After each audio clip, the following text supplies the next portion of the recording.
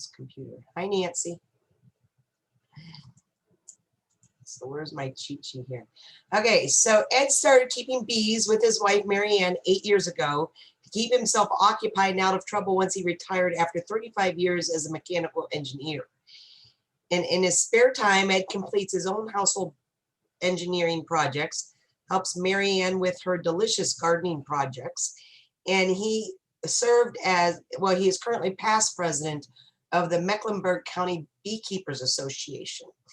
And Ed actually gave this presentation at our 2019 RG, and I heard it was wonderful. Unfortunately, I was so busy that I didn't get to watch it, so that's why I asked him if he'd present it to us here at the May monthly meeting. So I will turn it over to you, Ed. Okay. And thank you for coming tonight. Oh, absolutely. It's my pleasure. It's a topic that I am interested in. Actually, Ruth contacted me. Ruth, are we swapped over here on the screens? Are we? What do you mean? Am I showing now? I guess. Oh yeah, you're showing. Okay, good. Ruth, when I was still president back 2 years ago, Ruth sent a nice little email to us and said, "Hey, would you guys be willing to provide a speaker?"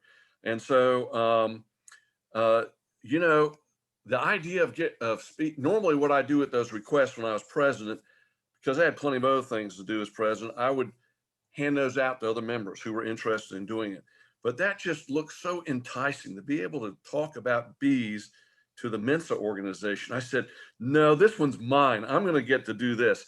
And so it's been a real pleasure putting this together. This is a topic, actually, I'm not any expert in it whatsoever, but it's a topic that I found very interesting. And so it was a real pleasure to be able to take the time to do the additional research and learn more about this as I put the presentation together. And I hope as we go through it tonight that you're going to find this topic just as interesting as I found to put it together. So with that, I'm going to go ahead and start presenting here. Well, and I should mention that Ed is friends with some of our members, and I have tried to convince him to test for Mensa, but he keeps turning me down. So, well, maybe this year when things slow down a little bit, finally. now one of our proctors is on this call tonight, so you know, hook up with her to get signed up. So, okay, thank you. Okay, so tonight our topic is one of mystery. Is who is Melissa Palyn, and why are beekeepers interested in her? And Vince Pratt is not allowed to answer that question. So what we're going to talk about tonight is I'm going to tell you a little bit about myself and about beekeepers in general. We're going to talk about what it is that makes the honeybee so sweet, that liquid gold that we call honey. And then we're going to get into the main part of this presentation, which is who is Melissa Palyn and why do beekeepers care about her? And then we'll also talk about some of the challenges around her. And then at the end, as we mentioned, we'll answer any questions y'all may have as we go through this presentation. All right, so will real Ed Moyers please stand up? Well, let me tell you a little bit about myself. First of all, and this is kind of foundational for me, I do believe in a creator and specifically in Jesus Christ. And that's sort of a foundational thing for me, kind of guides my life and everything else that I do and how I approach things. And in particular, it's made me a husband to a wonderful woman, my wife, Marianne, who is not with us on this tonight, but who was present back a year and a half ago when I first gave this presentation. And in addition to that, we have 3 adult children that I'm very proud of. All of them, they're very different. All 3 of those very different. You might not ever guess they were from the same family, but they're all wonderful kids, and I'm really blessed to have them as my children. And then they have produced 3 offspring between them. And those 3 grandchildren, unfortunately, live a goodly distance away, so don't get to see them very often. But again, very proud of those kids and love seeing them when we do get a chance to. I think, Ruth, you might have touched on this. I'm a retired mechanical engineer. And being an engineer, I don't know if there's any on this meeting or not, but being an engineer, you tend to be trained to think certain ways. So you'll find that as a beekeeper, I'm probably different from Vince in that I'm probably more data oriented, and I'm probably a lot more OCD than your average beekeeper. And then finally, there's some little things I enjoy. I enjoy cycling. In fact, the last few years that I worked before I retired, I was cycling, but commuting in by bicycle every day, and I love that. That was just some of the most fun I've ever had. I like to garden. Mary Ann's basically in charge of that, and all I do is provide brute force for things. Of course, I like to read, and especially like to spend time with our good friends. And I like to keep bees.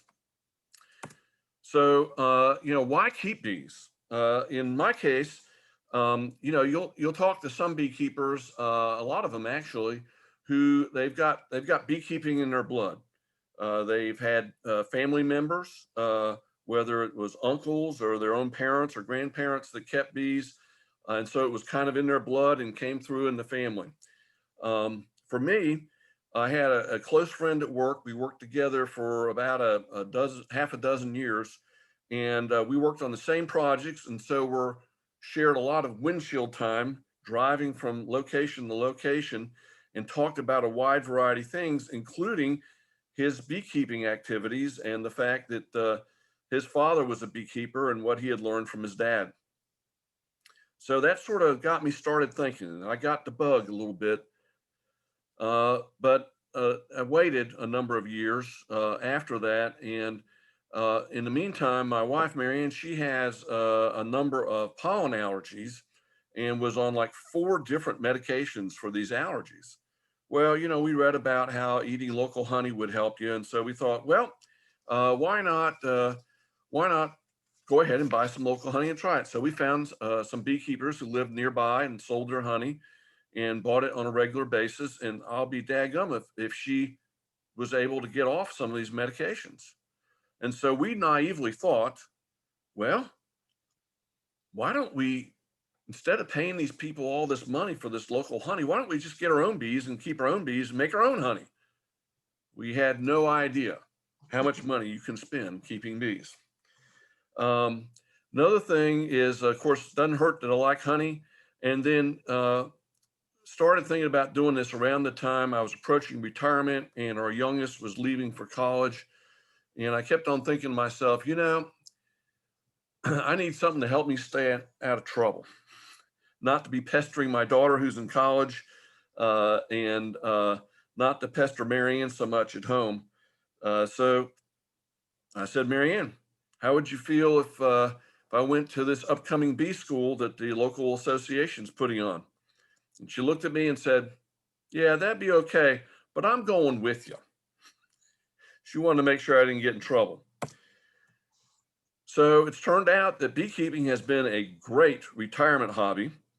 It requires you to spend a lot of time working outside. And so as a result of that, I'm probably staying in better physical condition than I would if I wasn't doing something like that. It is, a lot of people are a little bit surprised to hear this, but it's actually an intellectually stimulating activity because it's not like you go to the bee school for 9 weeks and learn everything you need to know. And from then on, you know everything you need to do and you just do everything according to Hoyle. First of all, the bees have not read the beekeeping books. And so a lot of times what the beekeeping books say they're going to do is not the same as what you'll experience.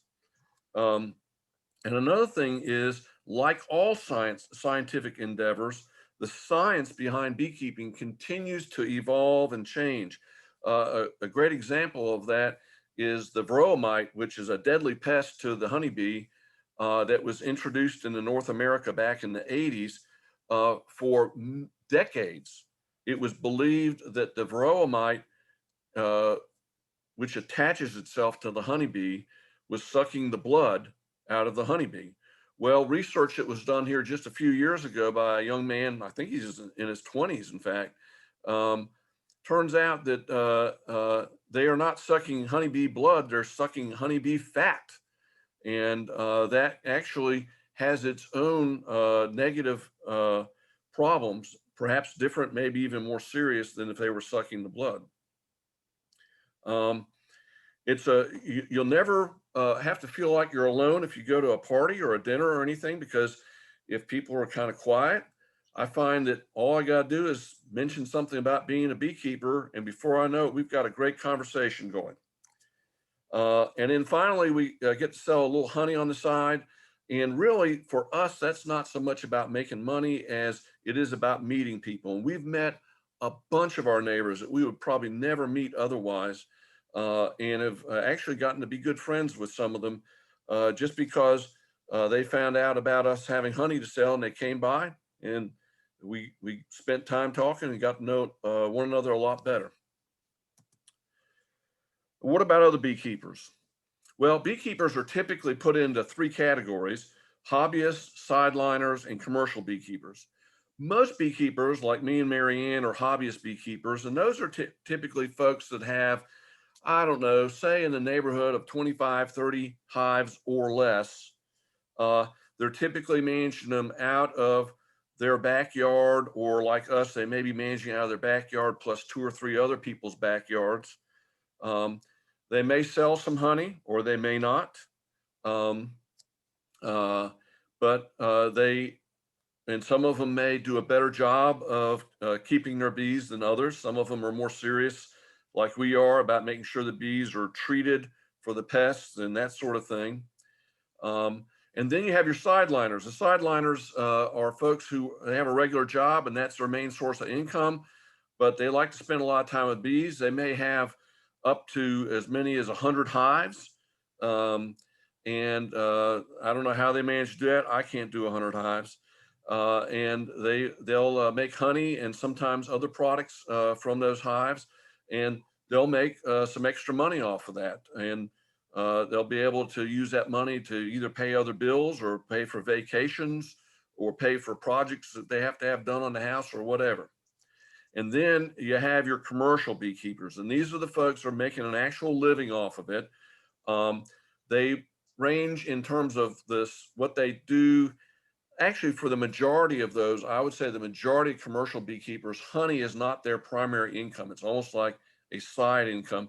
The majority of them are making most of their income off of either providing pollination services for orchards and farms and what have you, or they're raising bees and queens, which they then sell to other beekeepers.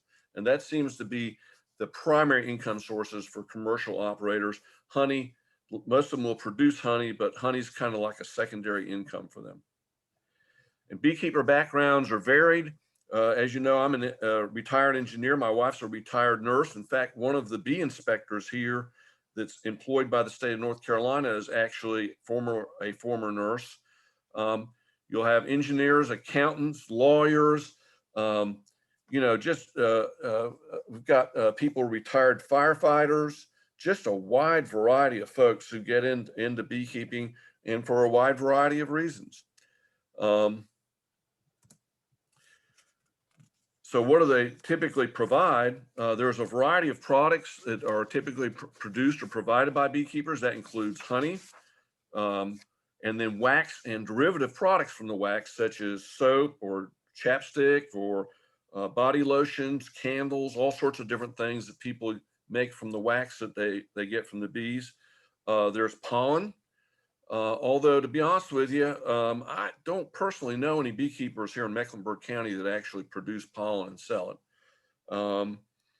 And then, as I mentioned earlier, the commercial beekeepers will produce small bee colonies for sale, queens, and provide pollination services.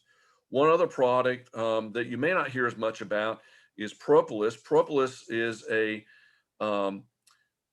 is something that the bees make from tree sap. Now, tree sap, I don't know how much you know about that, but tree sap is basically, if you cut a tree, it will frequently, a lot of trees will actually start to leak tree sap on that wound. And they do that for a reason. And the reason is that tree sap has antimicrobial properties. And when the tree sap comes out and kind of coats, the cut area or the broken branch area or whatever we're dealing with, it actually helps protect that from disease and decay.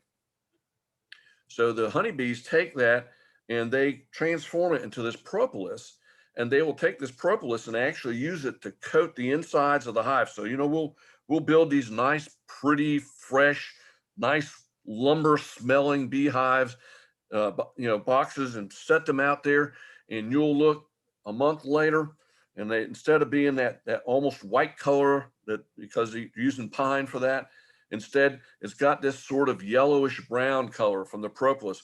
And the bees do that. What they're doing is they're just programmed by God to be able to go out there and any place that they're going to make a home, whether it's a hive I've built or a cavity in a tree, they go in there and they coat it with that propolis, and it provides a microbial barrier, if you will, for them to keep them safe.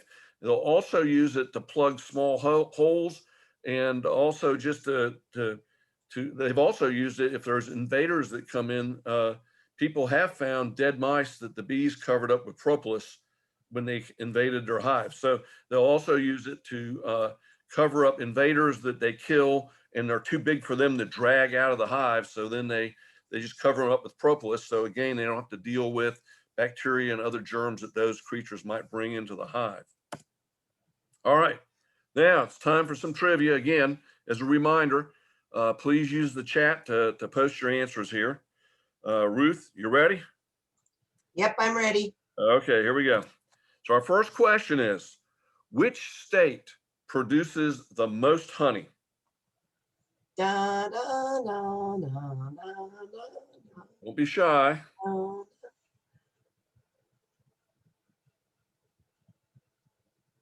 Okay, we have a guess of Vermont. Okay. California. Oh, we have two Californias. Texas. Okay. Catatonia. I didn't know that was in the US. Okay. California, we have 3 Californias. Okay. Well, you know, that's not a bad guess. After all, geographically, California is a very large state. And also there's a lot of people that live in California. Plus, it's a big agricultural hub, isn't it? However, You guys are all wrong. California is actually number 2. Number 1 is, drum roll please, North Dakota. And y'all all scratch your head. North Dakota? Yes, North Dakota. Think about it. When you go buy that Sioux bee honey, you know where that's made? North Dakota. Because what happens, some of your biggest commercial beekeepers reside in North Dakota. And what they do is during the spring and stuff, they're taking their hives around to places like California and Washington State and down in Florida even, and places like that. And they're using them for pollination services. And then once they're done with that, about the time all that pollination work dries up is when they're in one of the off seasons for growing a grain in North Dakota there. And so the farmers plant a lot of clover as a cover crop. Why do they do that? Because clover puts nitrogen back into the soil. So it helps bring nutrition back into that soil. So when they plant the next crop, they're not going to have to fertilize it so much. So they bring the hives back up there, and the bees will pollinate all that nice clover that's been planted up there. All right. So Ed, somebody said their second guess would have been Iowa. So where does Iowa fall on the? Do you know where? As far I honestly don't know, but I don't think it's real high up on the list. Okay. Yeah, I honestly can't tell you off the top of my head. Oh, and yeah, just for a comparison too, a couple of numbers here. So in 2018, North Dakota produced over 38 million pounds of honey, and that's almost 3 times more than what number 2 runner-up California produced. Okay, so California probably produced, I don't know, 12 or 13 million pounds. By the way, the total US production in that year was 152 million tons. So they produced somewhere over almost around quarter of all the honey for the country in that one state. And then in North Carolina that same year, just as comparison, North Carolina produced only 2.5 million pounds. Okay, which state has the most beekeepers. So North Dakota made the most honey, but obviously it's a low population state, don't have the most beekeepers. Which state has the most beekeepers? Okay, now we got North Dakota, All right. Come on now, let's see what it got. Missouri, California, Florida. Those aren't bad guesses. Well, I can give a hint. It's the same state that has the most realtors, real estate agents. I don't know which one that is. How about, here we go. Whoops, sorry. Oh, we got another Florida. How about North Carolina? North Carolina has the most beekeepers of any state. And the reason why is because we have a lot of hobbyist beekeepers. We don't have very many big beekeepers. In fact, I don't think North Carolina has any beekeepers that have operations that are the size of some of the ones that are out in North Dakota. But they have lots of small hobbyist beekeepers. And depending on the estimates, because they're estimates, you know, you don't have to register as a beekeeper. So they have to kind of guesstimate how many beekeepers there are in each state. But based on the best estimates, somewhere between 5 and 10% of all beekeepers in the US are right here in North Carolina. All right, last question. True or false? The US is a net exporter of honey. You have a 50-50 chance of getting this one right. Okay, I got. A lot of yeses. Well, I was going to say it's true or false. So what's? Oh, I guess yes means true. So I'll go with yes is true. Yep. so we got 4 trues and 1 false. All right. And the correct answer is false. Ah, So again, going back to 2018, remember I said that the US produced 152 million pounds. In that same year, we imported almost 3 times more honey than we produced. 442 million pounds of honey were imported here in the US. So we eat a lot of honey here, a whole lot more than we produce. So we're very dependent on importing honey. And one of the key things we're going to talk about here in a little bit is how important it is to make sure that the honey you're importing really is honey and really is the kind of honey that these importers say it is. So we'll talk about that some more here. in which are you going to talk about? Which countries do we import it from? You know, I don't have those numbers in front of me here. I know China we don't import it from because China has a bad habit of adulterating the honey with sugars and other chemicals. And so the US currently, and really for about, I don't know, 15, 20 years now, has not imported honey from China. But unfortunately, honey, a lot, what China does to get around that, and that's one of the reasons why what we're going to talk about here, is China will send their honey to other countries, and then those countries will mix the Chinese honey with their honey, but then pretend it's all 100% their honey and export it to other countries. So that's a major problem actually in the honey trade business globally. All right, we're gonna move on here. We're gonna talk a little bit about honeybee castes here. So there are 3 castes of the honeybees. There's the workers, who are females. All workers are females, and they do 99% of the work in the hive. Then you have the drones, the guys. Guys, I don't want to hurt your feelings or anything, but basically in the honeybee colony, you're basically a sex slave. I'm sorry, but that's it. I'm exaggerating a little bit, but basically the main purpose of the drones is to be basically to make the queens, but they don't make their own queens. Interesting enough, they mate other queens, and again, that's an interesting design in the honeybee. Is in order to maintain genetic diversity, they've been programmed so that the drones, instead of mating with their own queens and therefore narrowing the genetic pool for that colony, or succeeding colonies from it, future queens. Instead, they mate with other queens, and that actually enriches the genetic diversity of each colony because of that. And then finally, of course, there's the queen. It used to be thought that the queen actually kind of made the decisions in the hive, but no, that is actually made by the worker bees. They don't really understand exactly how that happens, but they do know the queen is not the decision maker. She is primarily a lean, mean egg laying machine. Okay. And of course, I want you to kind of be careful about your sources of information for honeybees. This is the Bee Movie. I love the Bee Movie. It's one of the funniest movies I've ever watched. But I'll tell you what, I think one of the reasons why I enjoyed it so much is because there's not one single piece of information in that movie that's true about honeybees. They're talking to people. The bees go to bee school, and the boys are the worker bees, not the girls. And then on top of that, when they go to bee school and they get finished, it's different from our bee school, Vince. They go to bee school and they're finished. They get assigned a lifetime job.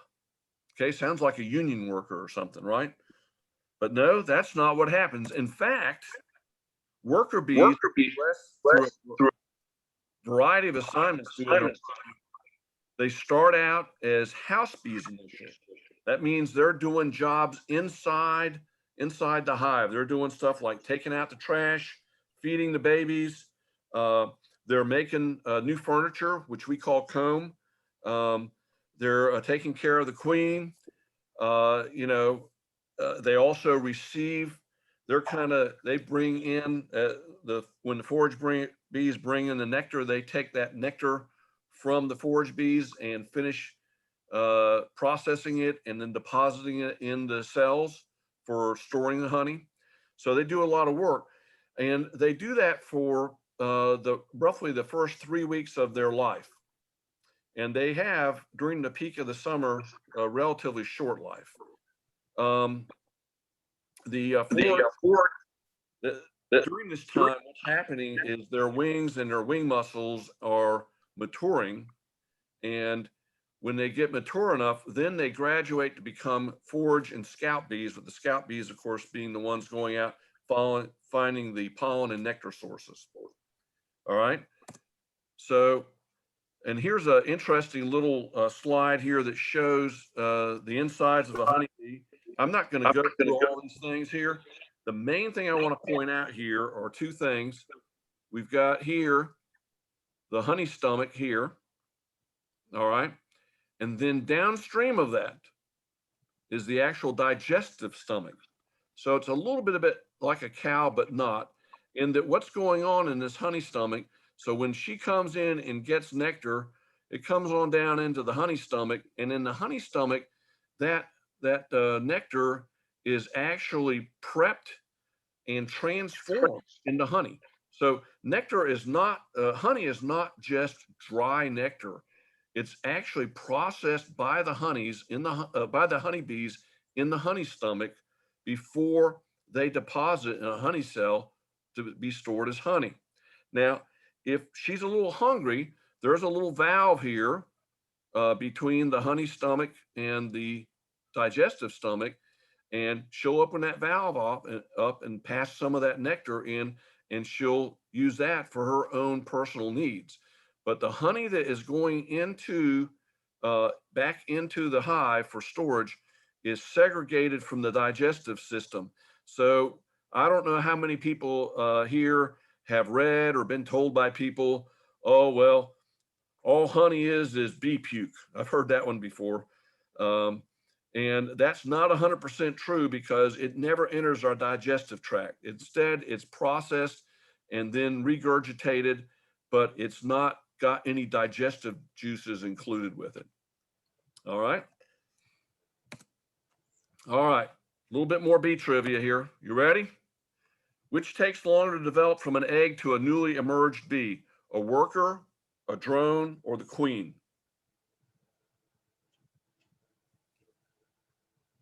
Anyone? Which one takes longer to emerge? The worker, The female worker, the boy drone, or the female queen? Okay, we have 1 drone, 3 queens. All right.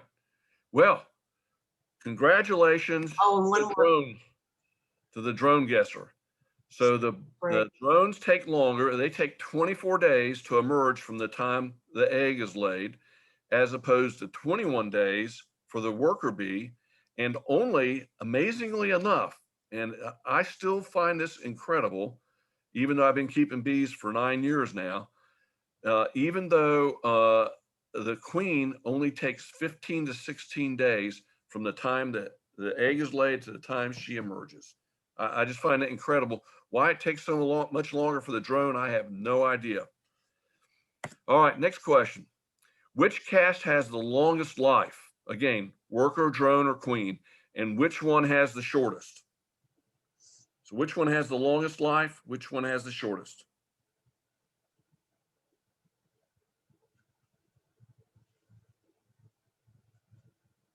Queen Okay, longest, drone shortest. okay.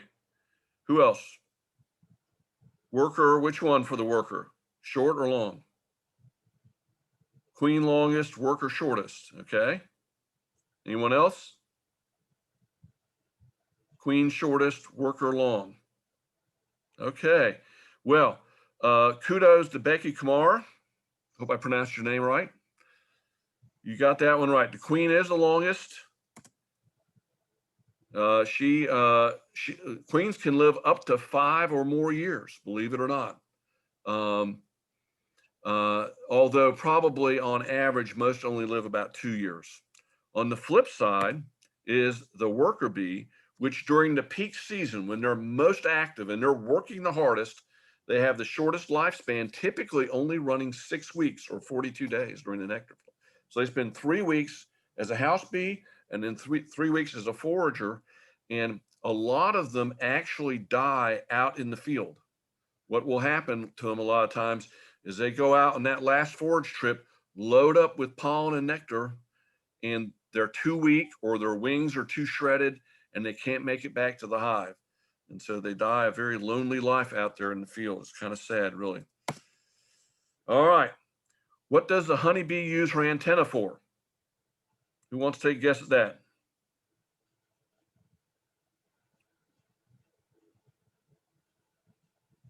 No one?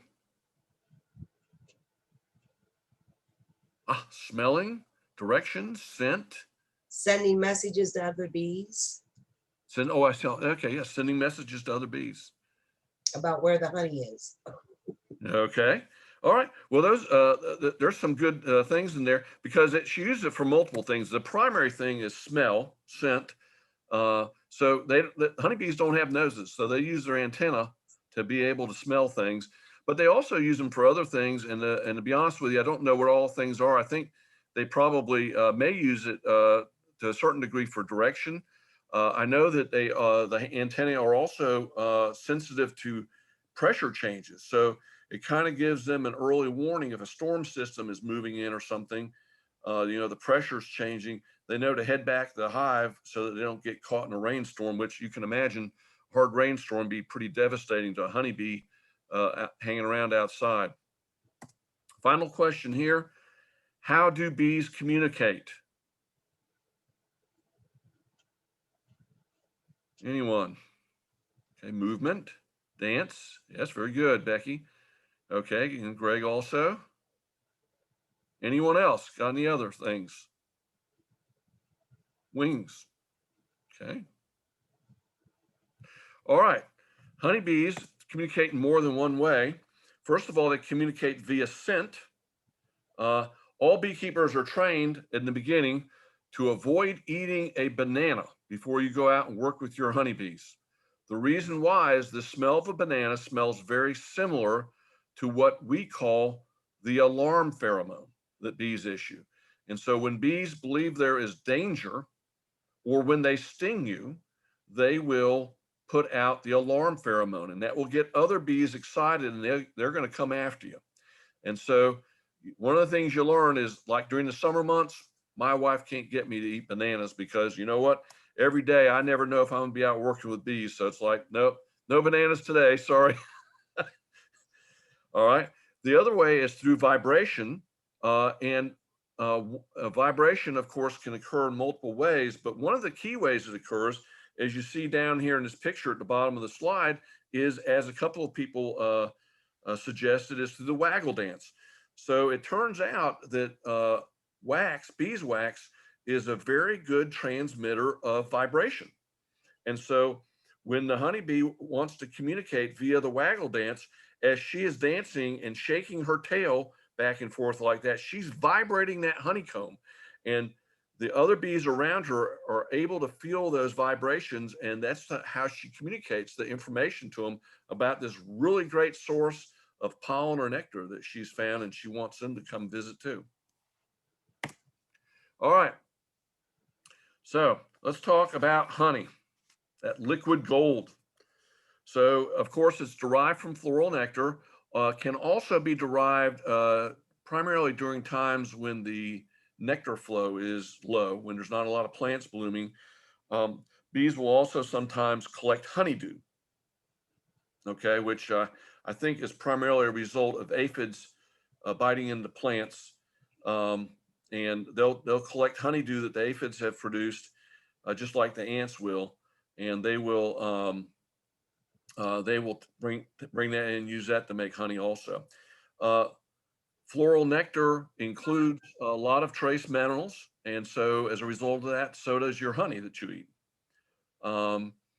Also, the moisture content of floral nectar can range anywhere from 30-something% up to around 70%, although the majority of it is right around 50%. Now, honey is not, as I mentioned, just a low moisture nectar. Instead, it's transformed into honey in the honeybee's stomach, in their honey stomach. And what they do is both the forage and then the house bees that they pass the honey on to, while it's in their honey stomachs, they're adding enzymes to that honey.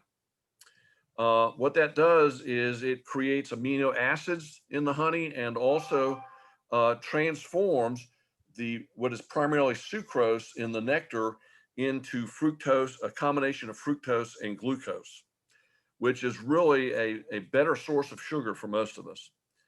The house bees also, interestingly enough, actually pre-dry the honey prior to depositing it in the honeycomb cell. Now, I couldn't find anywhere that said how much drying occurs, but apparently while they're transporting it in their honey stomach, they're actually drawing some of the moisture out of it before they deposit it in the honey cell. The final maturation, as we all know, also finally occurs in the cell, and basically that's just a continued drying process. And when the moisture of the honey drops down to around 18% or less, that's when the bees will choose to go ahead and cap it. How they know that, I don't know, but they're smarter than we are. All right, a little honey trivia now instead of bee trivia. How many bees devote their lives to make 1 teaspoon of honey? So that 1 teaspoon of honey that you put in your tea or coffee or other favorite condiment, how many bees does it take to make that? Okay, somebody said 35. Any other numbers?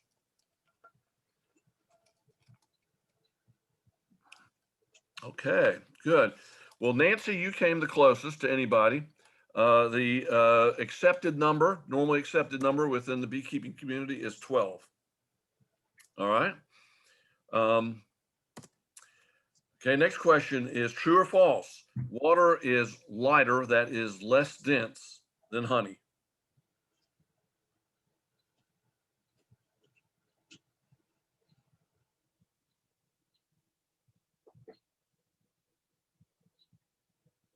All right, we got some smart people here. Yes, you're exactly right. All of you.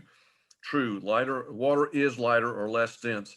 So a gallon of water will typically weigh approximately 8 pounds. That same gallon of honey will probably weigh somewhere in the neighborhood of 11.5 to 12 pounds. So it's almost 50% heavier than water typically.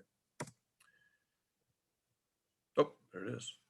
All right, let's see. Do we have any more? Nope, no more questions there. Okay. So like fine wines, there's actually many different types of honey. I noticed somebody typed in a little earlier that they like Tupelo honey. There are contrasting characteristics. There's color that that ranges almost from a white transparent honey to very dark honeys that look almost like molasses.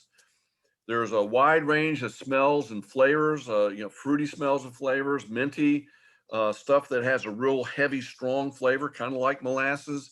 And then there are honeys that are just real light, so light that they almost just taste kind of like sugar water, don't really have a really distinct taste. Viscosity, okay, viscosity being the thickness of a fluid. Viscosity can be different, have quite a range for honeys, ranging from a fairly fluid, easy flowing honey to those that are pretty thick and take a long time to flow. There's also crystallization rate. If we were in a more personal setting, I'd be asking y'all for a show of hands of how many folks have had honey go to sugar on them. If you did, that was not a bad thing, by the way. That's a good thing. That means your honey is raw, and it probably is actually real honey, because sugars and stuff that are in honey will not go to sugar. So then that crystallization rate is very highly variable between honeys, from honeys that will sit for years without crystallizing to honeys that within a couple of months after you harvest them start crystallizing. And that crystallization rate is primarily a function of two things. One is the ratio of sucrose to glucose in the honey, and the other is the amount and the size of the pollen particles that are in the honey, with obviously the larger particles tending to encourage crystallization quicker, earlier and quicker than smaller particles. There are also some other particles, properties we're going to touch on later, primarily those that are medicinal in nature. All right, so let's just contrast some different types of honey here that you could buy. So this first one here, if you go and walk into your friendly neighborhood Harris Teeter, you would be able to buy their HT Traders Wildflower Honey. These cost numbers I've got are a little dated. They're back in 2019 when I first put the talk together. But at that time, that honey was selling 12-ounce bottle was selling for $3.99. Okay. At the same time, and actually we haven't changed the price since then, we were selling our own honey, which is also a wildflower honey, for $12 for a pound bottle. So a good bit more expensive, about twice the price on a per ounce basis as the Harris Teeter. And, it's a local honey, and it's a raw natural honey. So it does, in the Charlotte area, command a higher price. Then, of course, there's a lot of people that really like sourwood honey, which comes primarily from up in the mountains around here. At the time, this is only an 11.5-ounce bottle. At the time I put this together, that honey there, that bottle honey at the Mass General store was selling for $12. So 11.5 ounces for $12 versus our honey at 16 ounces for $12. So it's commanding about a 33% premium over our honey. And then finally, probably a number of you, maybe all of you, have heard of Manuka honey. It's attracted a lot of attention, particularly in recent years, for its medicinal properties. This bottle here, again, it's 11.5 ounces, on the internet was selling for $35 back in 2019. So for only 11.5 ounces, sold for 3 times as much as our 16 ounce. So really, if you adjusted that to be for a pound bottle, that honey on a per ounce basis was selling for 4 times more than ours, and more than 10 times more than the Harris Teeter honey. The Manuka honey is considered very valuable for its healing powers, not so much when you eat it, but when you use it for healing wounds. Okay, so all honeys have some unique properties to them that will help heal wounds faster when they're applied. For example, as I mentioned, honey is very low moisture, 18% or less. And at that point, honey is actually a super saturated sugar solution, okay? Which means that it doesn't want any more sugar. What it wants is it wants more water. And so if you have honey sitting out in the air and it's humid outside, that honey will actually suck moisture out of the air. In the same way, that honey, when it's around bacteria and other microbes, it will kill those microbes by sucking the moisture out of them. Okay, it dehydrates those microbes. It also is deadly to bacteria because it's very low pH. I think it's a pH of around 3 or 4, and so it's hard to think of honey as an acid, but honey is actually an acidic solution. And then finally, all honeys also contain hydrogen, trace amounts of hydrogen peroxide. Of course, we all know hydrogen peroxide helps sterilize things. But another thing I didn't realize until I did the research on this is that hydrogen peroxide also stimulates something called vascular endothelial growth factor, or VEGF.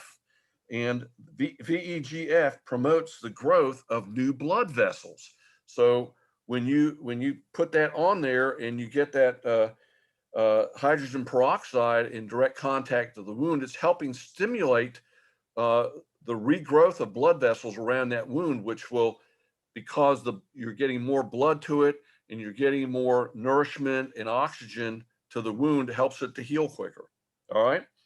Now, what about Manuka honey? Manuka honey has all those things, but in addition to it, I guess this is because of properties that are in the nectar of the Manuka plant itself. It also has a chemical in it called methylglyoxal, and methylglyoxal is an antibacterial agent, and hence one of the reasons why Manuka honey is highly valued for wound application. We don't use it much here in the U.S. because we're owned by big pharma, and so, most of the doctors and stuff pretty much rely on the standard of pharmaceutical cures. However, there was a doctor, I think he finally aged out and retired here recently, who practiced up in Hickory.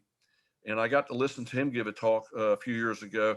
And he would get these cases of wounds that would not could not heal because they couldn't kill off the bacteria.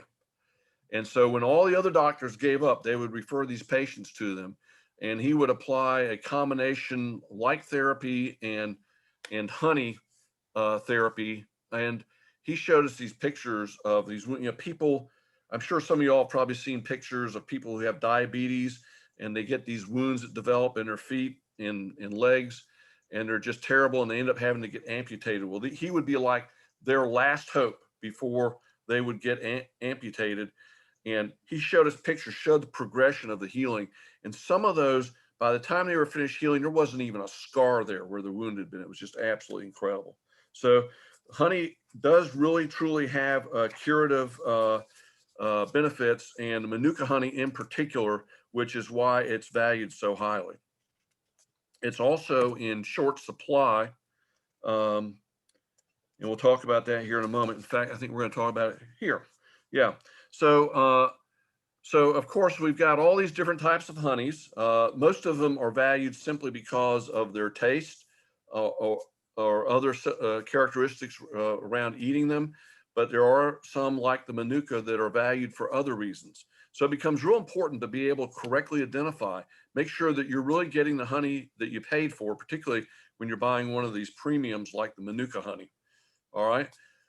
As I mentioned earlier, we have issues with transshipment. I mentioned that China has this great little plan where they ship their honey to one country, it gets mixed with that country's honey, and then the whole product is sold to us as that country's honey, when in fact it is not. There's also the problem of adulteration, and that can occur. The Chinese in particular are well known for doing that, but it can happen even here locally. In fact, when you buy your honey, if you buy a local honey, make sure you really know the beekeeper and you're confident that he's selling you real unadulterated honey. Marianne and I met this guy one time here in Mecklenburg County, and he bragged about how he would feed sugar water to his honeybees, and they would make sugar water honey, which, by the way, is illegal. That is not real honey. That's a FDA definition. That does not clear as real honey. And what he would do is he would extract this sugar water honey and then sell it cheap to some buddy of his up in the mountains who made uh, um, the sourwood honey, and this guy would mix it with his sourwood honey, and then he could sell more sourwood honey. So that stuff really does happen, and unfortunately, it happens even in somewhat local situations. Fortunately, the majority of beekeepers are not dishonest like that, but it does happen. So be careful. Make sure you know your beekeeper. So the question becomes, how do we address these problems? How do we determine that we're really buying what we think we're buying? Well, that's where our good friend Melissa Palyn comes in. So let's talk about Melissa a little bit. First of all, this is not Melissa Palyn, nor is she related to Melissa Palyn. All right. Instead, to find out who Melissa Palyn is, we need to. Melissa Palyn is actually Melissopalynology, and to determine what Melissopalynology is, we're going to have to go back and do a little Greek review here. So, of course, the word ology comes from the Latin word logi. I guess it's not all Greek, which means the study of. And palyn comes from palinine, which is the Greek word for sprinkle, as though you were sprinkling dust. And so when you put those together, you get palynology, which is literally the study of dust. Now, in modern usage, the word palynology is actually used to refer to the study of pollen grains and other spores. And it's interesting, that's actually a very active study, and is typically taught, believe it or not, in archaeology departments at the universities. And the reason for that is when they find artifacts and stuff, they will frequently, if they're able to, take pollen samples from those and analyze those to determine the geographic and the era, the geography and the era of where that artifact may have originated from or been used in. It's also used sometimes in geological studies to understand better some of the geological findings they make. And then for those of you who might be crime buffs, there are times when they will use pollen analysis of evidence they collect to determine just exactly where those things were. Where were they in the area? You know, they may have found the evidence in one spot, but they can determine that the murder or other crime occurred somewhere else because of the pollen that they find on that evidence. All right, so our good friend Melissa Palyn now, where's the Melissa come from? Where the Melissa comes from the Greek for honeybee, and actually in Greek mythology, it's a small but important part of Greek mythology, because Melissa was a nymph who was the daughter of the Greek king. What was his name? Melissus. He was the king of Crete, and she was a beekeeper, and she taught the art of beekeeping to the other people in Crete. And so, of course, we all know that Zeus was the king of the Greek gods. Well, he had a father. His father's name was Kronos. In Kronos, he actually had a lot of children, but Kronos had this kind of bad habit of eating his children. And his wife kind of got tired of this. So when Zeus was born, she squirreled him away and passed him on to these nymphs, and Melissa was one of those nymphs. And so as they cared for Zeus as he grew up and matured, Melissa fed him honey for his diet. So I don't understand why Zeus didn't turn out to be a sweeter god than he was, but in any event, he was fed a lot of honey growing up. So when we put Melissa with Palyn, we end up with Melissopalynology, which is the study of pollen in honey. And that's what we're going to spend the rest of our time talking about tonight. So let's move on here. Here's a nice little pollen particle here. This is a citrus pollen particle. Not sure which particular fruit it came from, but gosh, the pollen particle itself kind of almost looks like a grapefruit sitting at the store, doesn't it? All right. So why do beekeepers care about Melissopalynology? Well, let's look at the practical applications of it. So the practical applications of Melissopalynology include being able to reliably identify premium honeys, making sure that the legal requirements for labeling those honeys are met. And the legal requirements are not super strict here in the US, but if you go to Europe, they have very, very strict requirements on labeling honey. And it's also useful for determining the geographic origin of the honey. So if you think you're buying honey from the Ukraine and instead it was honey that originated in China, this can help you figure that out. Oops. There we go. Sorry about that. Oh, here we go. There's another pollen particle. This one is from our good friend, the mimosa tree, a nice little invasive plant from China that came over, but we actually keep a couple in our yard because they produce good nectar and pollen late in the summer season when there's not a lot of other plants blooming around here in Charlotte. So they help feed the bees for us. All right. So, I mentioned that Melissopalynology can help meet labeling requirements. Well, to better understand that, let's look at what's in the label for honey here. Okay, so here's a typical label for honey. This is actually honey that's produced up in Canada. So take a look at this, and if you would in the chat, tell me some information about the honey that this label is telling you.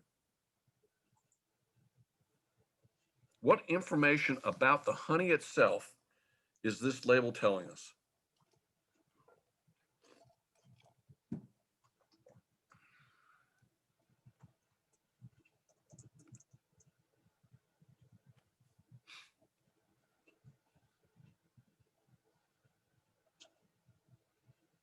Okay, some very good answers there. Okay, so I see sugar content, type of pollen, and really it's telling us the type of honey and location. Those are all in here, right? So first of all, what it's telling us is it's telling us that this is 100% Ontario honey. So it's telling us it's 100% honey, isn't it? Doesn't have anything else mixed in with it. It's 100% honey. Yeah, 0 grams of protein, I guess so. Although it seems like there'd be a slight amount, but maybe it's just not measurable because there is a little bit of pollen in there and the pollen has protein in it. So good question there, Nancy. That means it's not blended with any other sweeteners. How would we check for this? How do we check and determine it's 100% honey and it doesn't have other sugars in it? Well, one of the ways, and we'll talk about this in a minute, is we would do a pollen count. Just look at the total amount of pollen in there. And does it have a pollen count that's consistent with 100% honey? Okay, another thing that it tells us, as somebody here pointed out, I guess it was Greg, is that where it came from. It's Ontario. It says it's 100% Ontario honey. Even calls it Ontario #1 golden honey. All right. So it tells us all this honey is from Ontario. So if we did a pollen analysis on this honey, we should find that all of the pollen we find in there is consistent with plants that grow in Ontario, right? And then finally, now it says it comes from a specific floral source. Now in this case, not so much. You see it's labeled wildflower honey. And in fact, Marianne and I, we label our honey as wildflower honey. What does that mean? Well, wildflower honey does not necessarily mean that it comes from flowers that are growing wild out in a pasture somewhere. What it really means is wildflower honey means it's a mix of different floral types, and there's no one predominant floral type in there. Okay, so what that means is you can't call it sourwood honey, you can't call it clover honey, you can't call it something else because those aren't predominant honey types that are in there. They may be in there, but they're in there in smaller quantities. So you just got to mix, and so that's what we call wildflower honey. Oh, and just so you know here, it to be called a specific honey type, when they're doing the pollen analysis, they would have to find at least 45% of the pollen in the honey would have to come from that one single source. So if you wanted to sell your honey as sourwood honey and they run this analysis on it, at least 45% of the pollen in the honey would have to come from the sourwood tree in order for it to be properly labeled as a sourwood honey. Okay. All right. This is from a composite, pollen grain from the composite flowers. If we were in group, I would ask you to name some composite flowers, but I don't want to take too much time on that. But they're very common flowers, and they're called composites because their flower heads are composed of many small little florets.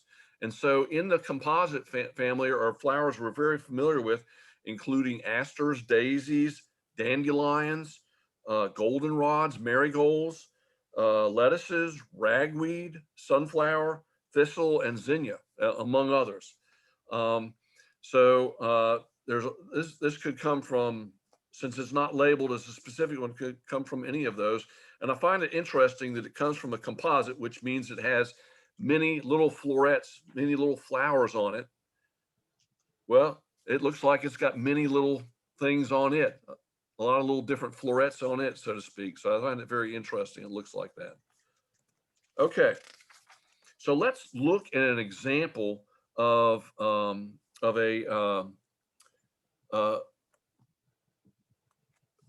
pollen analysis on honey. This is for two different honeys. These two honeys won the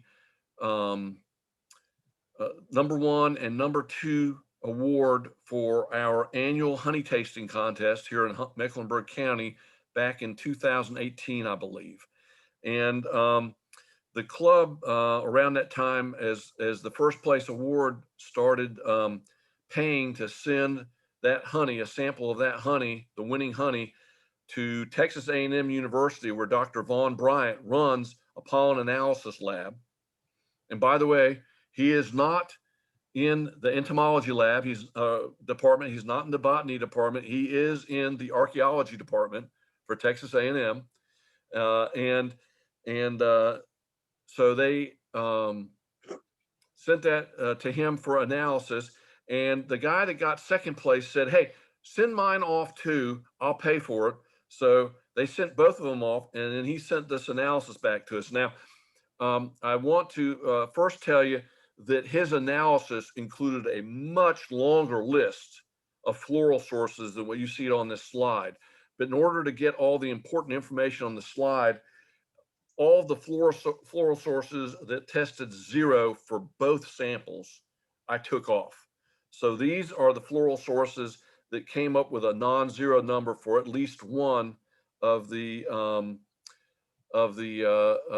samples. Okay, and you'll see there's a lot of floral sources that most of us are familiar with and probably would think should be in the honey. We've got dandelion, sunflower, persimmon, English ivy, walnut, crepe myrtle, tulip tree, tupelo, magnolia, and so on. Goes on down the list. So the way they do the analysis here is they report the total number of pollen grains, and they stop counting somewhere between 250 and 300. I'm not sure exactly how they do it. They like just pick a small area and just count within that area, or exactly how they go about doing it. But basically what they try and do is get a count in the number of 250 to 300 pollen particles total. And then they, of course, they divide it up, and then they total it here at the bottom. Okay. Then they take that total, and of course, all of y'all are capable of doing the math. Take that total, divide it into the individual number for each type of floral source, and then they come up with the percent you see in the second column. Okay. So they're just taking this number, dividing it into these others, and then they're getting these numbers here. And then, of course, they do a check on the math, and sure enough, it's 100%.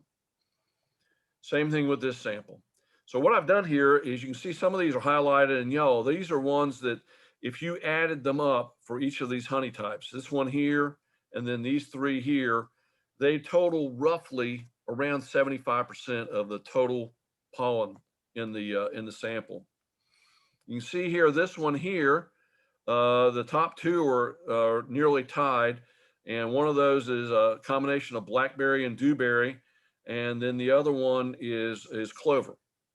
All right. Interesting enough, the other sample had no clover in it, but it still had a high percentage, around a quarter of it, that was this blackberry dewberry combination. Then the first one had a pretty good number for both. What's this? Poison ivy in your poison ivy honey.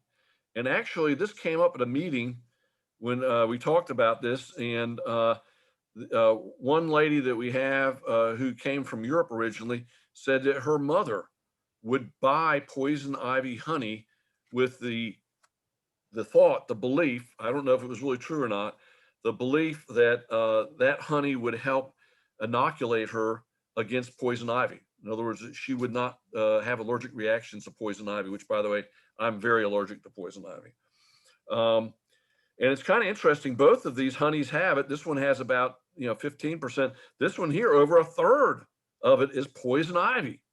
Wow, I wonder where he's got his hives. Okay, and then you've also got here some crepe myrtle up here, which I find interesting because we have crepe myrtle growing in our yard, and I have never seen a single honeybee on our crepe myrtle. So I find it very interesting. Not only does he have crepe myrtle, but he has a lot of it in his honey. And then this guy here, he had rose. This, by the way, sample 1 was the number 1, and sample 2 was the number 2. Now, there's one other thing I want to point out here, and then we're going to move on, and that's this pollen concentration number. Remember, I talked about a little earlier about if you were trying to determine whether or not a honey had been adulterated with a non-honey, okay, fructose or something like that, one of the ways to look at that was look at what the total concentration of pollen was in your sample. So Dr. Vaughn, when he sent us these results, he sent us this very nice long letter explaining the results and giving a lot of commentary. One of the things he pointed out is that in North America, for honeys produced in North America, you would typically expect to see pollen concentrations between 20 and 100,000, 20,000 to 100,000, right? Well, this one here is well, this one here, number 2, is well in that range, right? 86,000. Number 1's like barely scraping the bottom there. And one of his comments back in his letter was that this low number here on sample 1 might possibly be due to the fact that the beekeeper was straining his honey too well and might have been removing some of the larger pollen particles in the process. So that can show you how different that can be. And if this number had been, say, 10,000, then that would have raised some suspicion about whether or not this was an adulterated honey. All right, here we go. Oh, there's a clover. And so this seems like a really great analytical technique, right? To use to determine whether or not pollen, honey is legitimately honey or something else, and also what is the floral source for that honey. However, there are some challenges. First of all, we have different pollen counts in different nectars. So, for example, if you get a gram of nectar from, say, clover, that's going to be different than a gram of nectar, say, from I don't know, dandelion or something like that. Okay, so you could have a gram of nectar from each one of those, but naturally, if you sampled those, you would not likely get the same pollen counts out of them. Okay. So you can't directly say that, you can't directly relate or proportion the pollen counts to the amount of honey that's from that floral source in there, right? So that's one problem. Another problem, and I forgot to mention this earlier. Remember I told you earlier that the honeybees are processing that honey, that flower nectar in their honey stomachs before they regurgitate it and store it away for honey. And one of the things that's going on there, one of the processes that's going on is they're filtering the honey. There's this little organ right here. And let me see, I got to look up the name. Oh, it's the proventriculus. This is a proventriculus down here. Let me get my cursor going here, right down here. And apparently while the honey is in their honey stomach, they're moving that honey around and it passes through that proventriculus, and they're using it to clean up the honey. Now, one of the things they're doing is they're getting out deadly spores. Okay, I mean, this is a very useful thing, removing disease spores, but also they're taking out some of the pollen in there.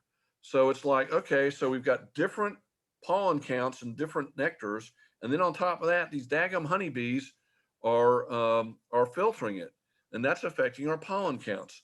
So how do we then go about making being able to use this data to really tell us what the real honeys are in here? And this slide here just shows you some of the differences in different types of pollen, right? So up here in the top left-hand corner up here, you've got that's forget-me-not, and that's very small. It's less than 10 microns in diameter.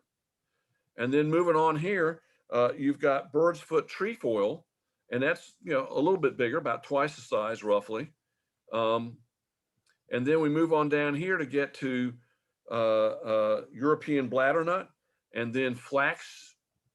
And then down here is a member of the cucumber family. This is actually summer squash right here. Looks sort of like one of those coronavirus pictures we see so many of these days, right? You know, who would have known, right, Ruth, when I put this presentation together, that I was going to be showing pictures of pollen particles that everybody was going to be seeing soon as pictures of coronavirus. Yeah. But you see the range of size. This summer squash particle is more than 10 times bigger than this. Well, if you know anything about filtration, you know that any filter is always going to remove more efficiently the bigger particles than the smaller particles, right? So even if you didn't have these differences in the number of pollen particles in the nectar, you would still have this thing where the filtration process going on in the honey stomach is different removal rates for different types of pollen. Man, it just made things even more complicated. What are we going to do about this? And this kind of just summarizes what we're talking about here. One other problem that can affect also, which I mentioned on that one slide, is honey producers sometimes inadvertently filter pollen from honey, which is what looked like was going on with that sample number 1. Here's this is actually my favorite pollen particle. I love this thing. Looks like a whirligig. Okay, so what goes on here? What are we going to do with these? How are we going to go about correcting for the filtration by the bees of the pollen, and for also just the different naturally occurring amounts of pollen in the nectar? Well, it started back in the 50s. I unfortunately don't have the lady's name written down here, but a lady out in France started doing testing with honeybees. What she would do is put the honeybees in these screened enclosures so that they couldn't fly outside the enclosure and get out to outside nectar sources. And then she'd put plants there that were blooming with those nectar sources and have the bees collect that nectar only from those sources. Then once they made the honey, she would extract the honey, and then she would do pollen analysis on it. And as she did that, she developed this thing called a pollen coefficient value, okay, which you see over here in this table on the side. And she did this work, and then over the next few decades, other scientists have continued to test for other honeys, but all of them, so they've done that, and so we've got this database of pollen coefficients that have been developed literally over decades. And you can see that here, and you can see the numbers. There's a wide range of numbers here. Look at this. Milkweed has a pollen coefficient of only 0.3, Whereas if you go down here to the forget-me-not, now remember previous slide, forget-me-not was the smallest, it was less than 10 microns, okay? And so it has a pollen coefficient of 5,000. We're talking about 4 orders of magnitude bigger than up here for the milkweed. So what this testing did, it allowed them to develop these pollen coefficients that adjust for both differences in the pollen concentrations in the different nectars and also for the pollen filtration process in the honeybee's honey stomach. It still will not account for inadvertent filtration by beekeepers, but it is used to adjust those actual pollen counts to get a more accurate analysis. Oops. So let's take a look at how that's done. Let's look at an example here, a calculation example. And so here, this is a honey sample that actually, believe it or not, came from Alaska. And it appears from the analysis that there were primarily 5 pollen types that they found in there. And then they've got this other category, other minor types. Oh, and I should mention something. Let me go back real quick here. You notice here, I've highlighted down here in this table, white clover, and it has a value of 50. And you notice, I should have pointed this out also, a large portion of these plants, the vast majority range between 10 and 100. So they're actually pretty close together in terms of their pollen coefficient numbers. And so the Melissopalynologists, when they put all this together, decided that they would use white clover as sort of, because it is a common honey source for the bees, they would use white clover as sort of their reference pollen coefficient. And one of the things that means is when you have unidentified sources of pollen, and as long as they're in small numbers, they will then apply that number of 50 to those unidentified sources, which kind of keeps it from coming up with a weird result in the analysis, okay? So here we've started out here. We've got these different nectar sources. There's really only 3 of them that are pretty significant. You've got brassica, which can include a lot of different things. Most of us would think of broccoli or cabbage, cauliflower, something like that. What did I do to myself here? Okay, hit the wrong button. Okay, but being this is from Alaska, I'm thinking the most likely sources of this were probably either rapeseed or canola, which are also part of the brassica family. You have here this epilobium. Epilobium is primarily the fireweed, which is a native wildflower up there in Alaska. So it's not surprising to see a fair amount of that in here. I might also mention that fireweed is also a native wildflower in the North Carolina mountains. And then finally, we have the mellitus, which is sweet clover, okay? Also a common wildflower. All right, so if we look at this, I'm gonna ask you 2 questions here real quick. First of all, looking at this analysis here of looking at this, given the fact that you have to have at least 45% pollen from a single source for it to be considered a unifloral honey, would you identify this as a unifloral honey? Okay, I see yes, yes. All right, some good yeses. And somebody has gone on and answered my next question. Yes, brassica. And you're exactly right. That's what we would, based on the relative pollen percent, we would say the brassica species. Okay, cabbage honey, I love it. Okay, so what we do next then, but now this is the raw analysis, right? And some of these are going to be more present than others. And so next thing we do is we go next to the pollen coefficient. We're going to apply that here. And here's the pollen coefficients for these. And most of them are grouped pretty close together here, right? You've got 50, 150, 75, 10, 50. But right here, this one here, the fireweed, that's a pretty small number, isn't it? Well, what we're going to do is we're going to take this pollen coefficient and we're going to divide it into the relative pollen number over here. And these are the results we get. You see what happens here? This large number of 150, when divided into this 63%, gives us a very small number over here. And likewise, 75 into this 28 gives us a small number. But look what happens here. We all know what happens when you divide less than 1 into another number. It gives us a bigger number, doesn't it? And that's exactly what happened here. This fireweed went up to 21.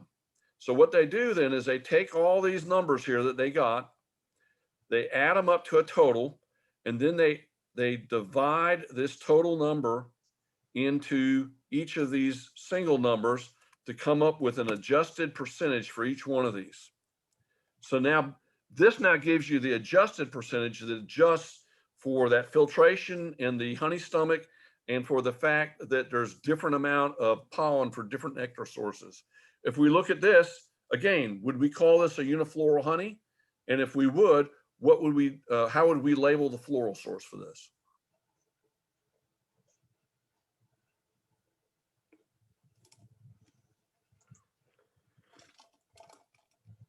All right, Tom's right, it's epilobium.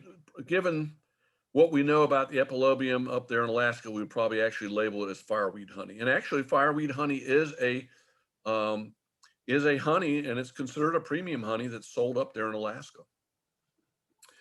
Okay, so there we go. All right, and this is a picture of fireweed. And over here on the right-hand side is a picture of the pollen.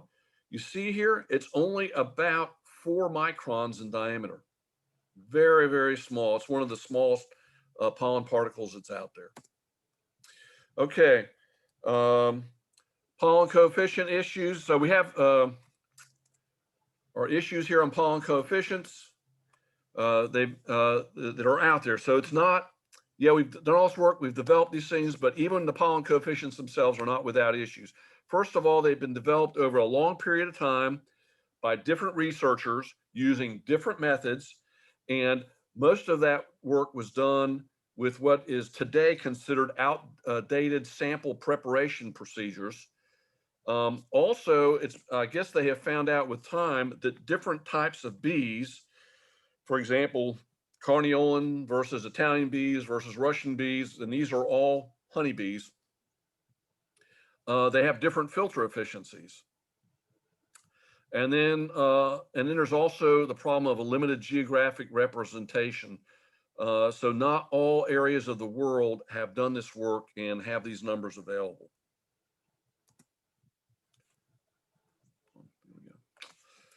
All right, so closing thoughts on this: adulteration and misrepresentation of honey types is a real problem.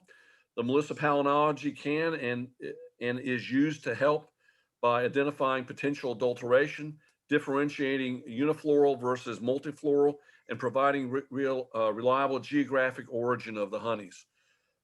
Its applications are limited to unfiltered or minimally filtered honey. When I say that, I'm talking about filtered by human beings. And it's also limited to floral sources that have good pollen data. And so with that, I want to thank y'all for your time today.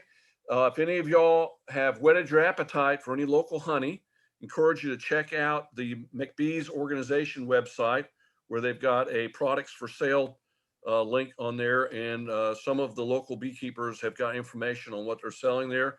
Or you can just contact me and Marianne either via this phone number or at our email address for our little honey business. And with that, does anyone have any questions? I apologize. I know we have gone longer than y'all are used to. Kind of a long topic to try and get through here. Oh, no, you're fine with time, Ed. Okay, well, great. I appreciate that. Y'all been a great group. Thank you, Nancy. I appreciate that. And so there was one question early on that I don't think you answered. Okay. Let me see if I can find it. Are commercial beekeepers where the bees are, or are the bees where the commercial keepers are? The chicken and the egg question. So, okay. So do the keepers come first or the bees? Well, I guess the bees came first, because if there were no bees, you couldn't be a commercial beekeeper, could you? However, if you're asking the question, gee, how does a person become a commercial beekeeper? So what they'll do is if someone decides to go big into it, they'll buy a lot of bees to start with. They may not buy, for example, if you want 1,000 hives, you might not buy 1,000 bee colonies, but you'll buy a bunch of bees. You might say you want to become 1,000 hive operation. What you might do is buy, say, 100 colonies of honeybees, and then you'll do what we call splitting the hive. Vince and I were talking about that a little bit before the meeting started. And that's where, you basically take the hive and you split. You may split it 2 ways, or you may split it multiple ways. In fact, yesterday I took a hive and I split it 4 ways. Okay, left one parent hive with the honey supers on it, and then that was left with about half the bees and half the brood. And then the other half I took and split into 3 smaller hives, and I'm going to let them make new queens, and they will hopefully in another month I'll have the new queens that are laying eggs and what have you, and those hives will start to grow. And given it's early in the honey flow season, I might even get some honey out of those hives this year. Let's So see. you Go don't ahead. actually buy queens and populate those new hives? I'm sorry, would you repeat that, please? Do you actually buy queens and populate the new hives to start with? Like, do you have to seed it? So we did in the beginning. That's a very good question. So in the beginning, when we started, we bought 2 colonies that had queens in them, and from there we've grown our operation. We have, in the early years, we did buy a few queens to try and diversify the genetics of our bees. But I'll be honest with you, I don't think I've bought a queen uh, probably for 5 or 6 years now. And that picture of it is an older picture, but it's common. That's kind of a middle of the summer picture for us, where we've made splits and caught swarms and what have you. And we have right there, and that's a crowd. By the way, that's not a good bee yard. That's a crowded bee yard. I would never ever encourage a new beekeeper to do this. Okay, but you can see there we've got somewhere in the neighborhood of a dozen or so hives there in the back. Every one of those hives in that picture came either from swarms that we caught or from splits that we made from other hives. Did that answer your question?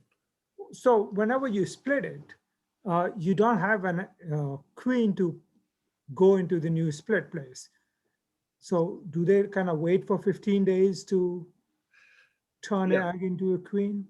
Right. So what they will do, typically most of the time when I make a split, what I'll do is I'll try and catch a swarm catch a hive that's preparing to swarm. And when they do that, they make lots of queen cells. They're making lots of baby queens, way more than they'll ever need. So what I'll do, if the queen hasn't already left, I'll pull her out and put her in another hive, and hopefully she won't fly off. And then I'll take out some of those other frames that have queen cells on them, and I'll take them and put them in the other hives and they'll make new queens from those frames that have queen cells on them. Okay. And then I'll leave behind a very small number of queen cells in the parent hive for them to make a new queen from. And as I mentioned earlier, from the time that egg is laid for the queen to the time she emerges is 15 or 16 days, for about 2 weeks. But then it takes another week or 2 for her to mature enough for her to be able to fly, because the queens mate in the air. So the drones go up into the air into what we call drone congregation areas. And it's one of the big mysteries of beekeeping. The scientists are still trying to determine how drone congregation areas are formed. How do the drones know to meet up in these areas? It's like they're going out to a bar and hanging out for a queen to show up, and so they go out there on a sunny day for a few hours, and they hang out in these drone congregation areas. And then somehow the worker bees know where these drone congregation areas are, and they'll escort that virgin queen out to the drone congregation area. And and the drones will mate with her.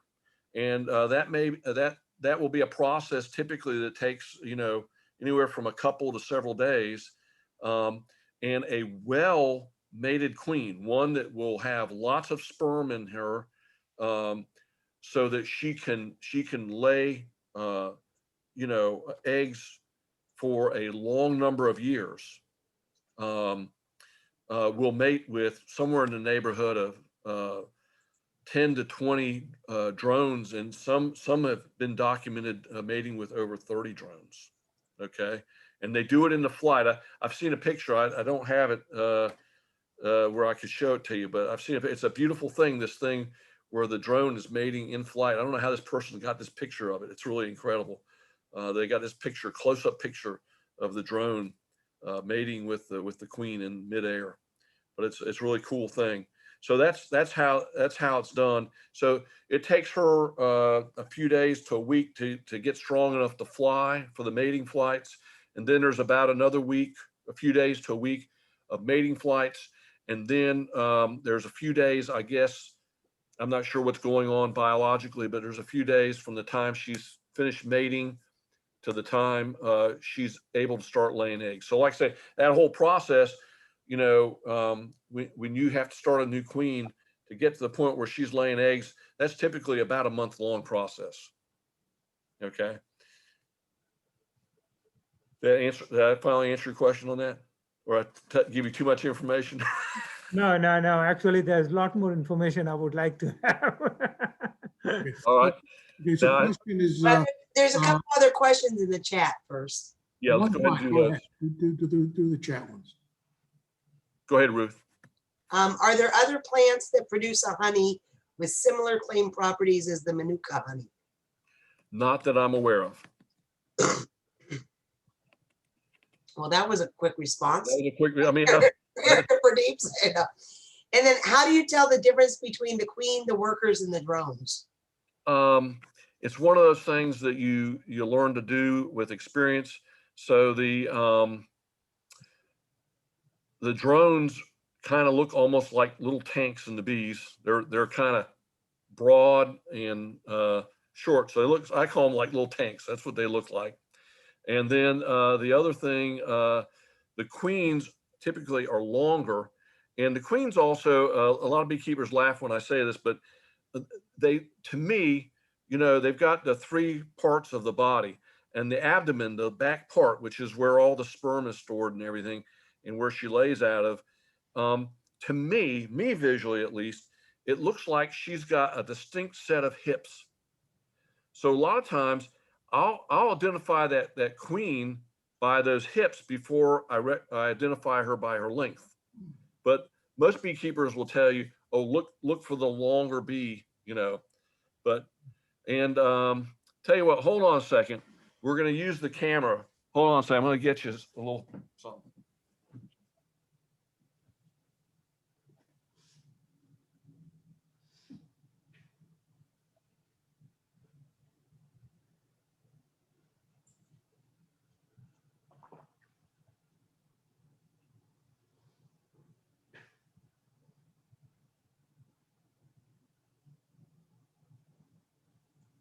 And while we're waiting, just for next month, we have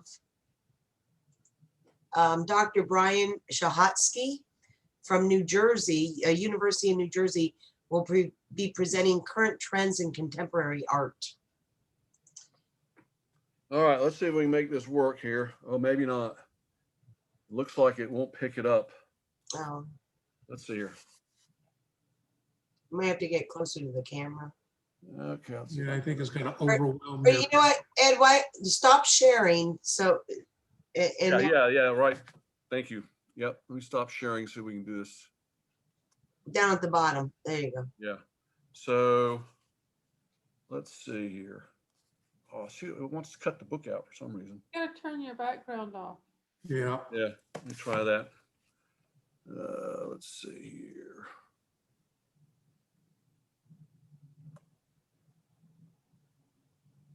Here we go. So we'll turn it off. There we go. Okay, now Here we go. Can you see the queen in that picture? Oh, yeah. On the left center. Yeah. Oh, Yeah. is it one? See, you see how much longer she is. Yeah. And to me, I don't know what y'all think, but it looks like to me, she's almost got like a set of hips there where her abdomen starts, whereas the other bees, it's not as pronounced. You know, it kind of, they're more rounded there at that point, at that front part of their abdomen than she is. Now, a question going back to the drone mating thing. Now, are those drones all from different hives, or do they tend to be from one other hive? Yeah, it's a very interesting, excellent question. The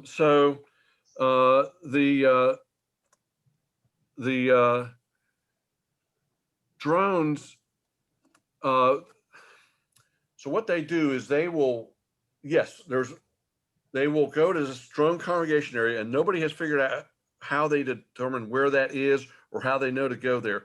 But they'll go to a drone congregation area, and that will be composed of drones from whatever hives are within a certain distance of that drone congregation area. Okay. Now, the interesting thing is, from a mating standpoint, this is why it's so interesting to see how these bees have been programmed, is from a mating standpoint, when that queen flies out, the worker bees take her past the drone congregation area where her drones are. They take her out to another one where there's drones from different colonies, and she won't be accidentally mating with her own drones. And once again, it's fascinating. I mean, that they have been created this way to be able to ensure genetic diversity in them. And that genetic diversity, I mean, a lot of the researchers point out how important that genetic diversity is.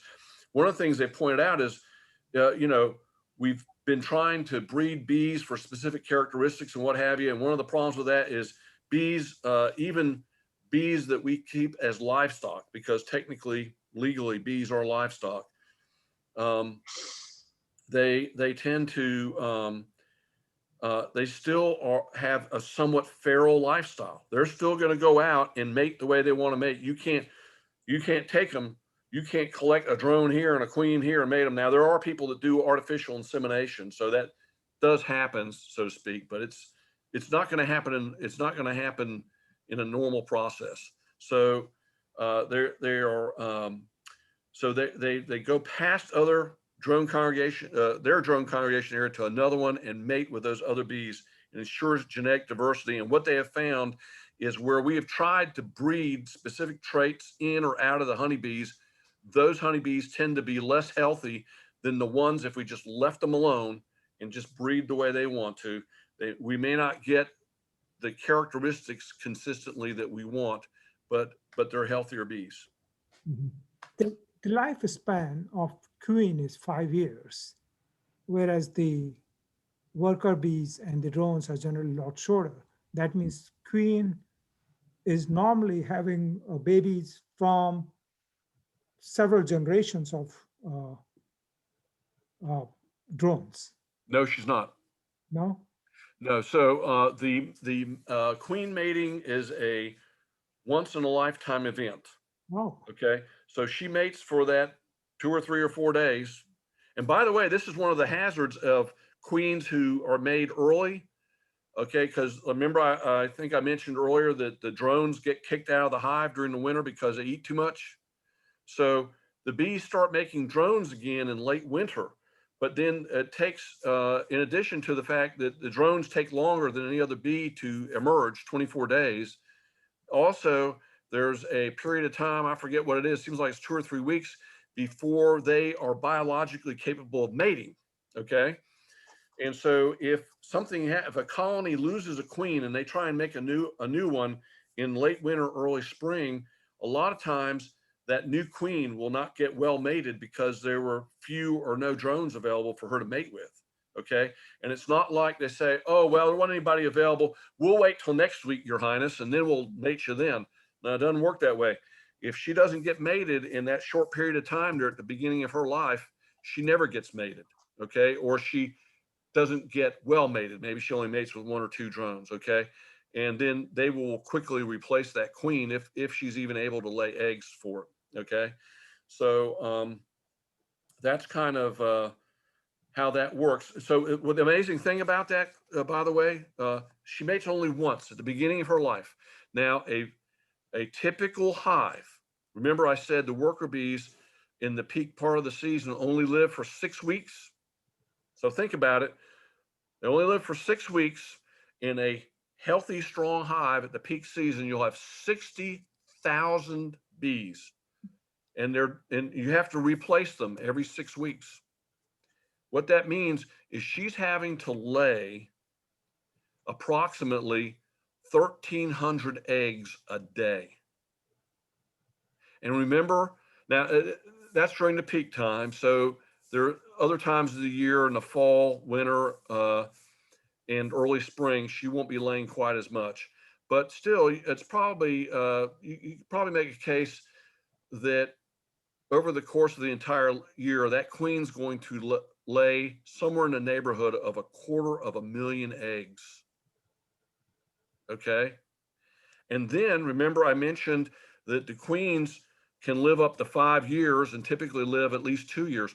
Well, even if they just live 2 years, that means that queen laid 500,000 eggs during that time. Guess what? That meant she stored 500,000 sperm at least. I mean, that's just amazing to me that she, first of all, could store that much sperm. And then secondly, she could keep it healthy and viable for that period of time.